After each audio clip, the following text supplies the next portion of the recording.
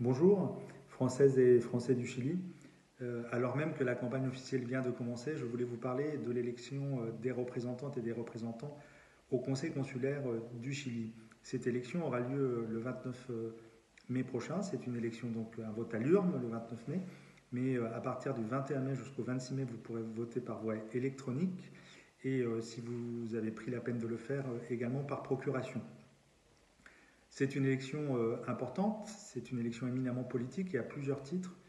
Elle définit d'abord le corps électoral de la future Assemblée des Français de l'étranger, qui est un organe consultatif qui conseille donc le gouvernement français dans la mise en place des politiques publiques à l'extérieur et notamment en direction des Françaises et des Français de l'étranger.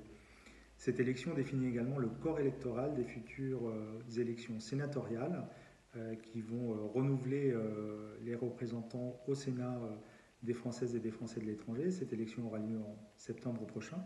Et puis c'est une élection importante parce que vous élisez vos représentantes et vos représentants de proximité dans un conseil consulaire qui intervient sur des sujets aussi divers que l'action sociale ou la scolarité, des thèmes, des sujets éminemment importants lorsqu'on vit à l'étranger.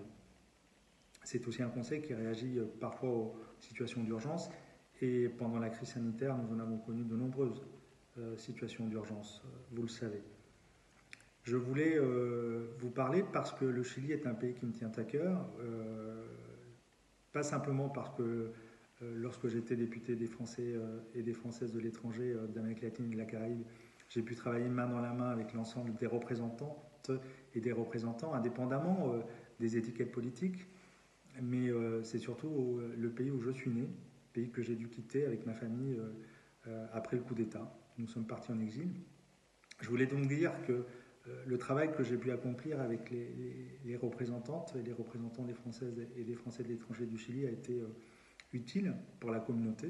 Je voulais d'ailleurs les remercier et avoir un geste particulier pour Daniel Colas, avec qui j'ai travaillé main dans la main pendant mon mandat, qui a été mobilisé, engagé, qui a toujours été aux côtés de la communauté française du Chili. Vous allez donc devoir choisir parmi toutes les listes qui sont aujourd'hui en compétition et je voulais simplement apporter mon soutien à la seule liste de gauche écologiste aujourd'hui, une liste composée de femmes et d'hommes engagés, de femmes et d'hommes d'ailleurs qui vibrent à la fois pour la France mais également pour le Chili. Je pense que c'est d'ailleurs la seule liste qui est un peu en phase avec la période que vit le Chili actuellement. Cette liste est conduite par une amie, Catherine Blanche, et elle bénéficie du soutien de toutes les forces progressistes, l'association Français du Monde, le Parti Socialiste, les Insoumis et surtout Europe Écologie Les Verts, mon parti. Donc je voulais simplement vous dire de faire le bon choix parce que c'est une élection importante et vous dire la confiance que j'ai en fait en Catherine Blanche et Daniel Colas qui sont le binôme tête de liste et je pense qu'ils feront d'excellents élus, des élus utiles pour la communauté, des élus engagés, des élus mobilisés. Donc n'oubliez pas d'aller voter, dites-le autour de vous, c'est une élection importante, cruciale. Faites votre devoir civique. À très bientôt.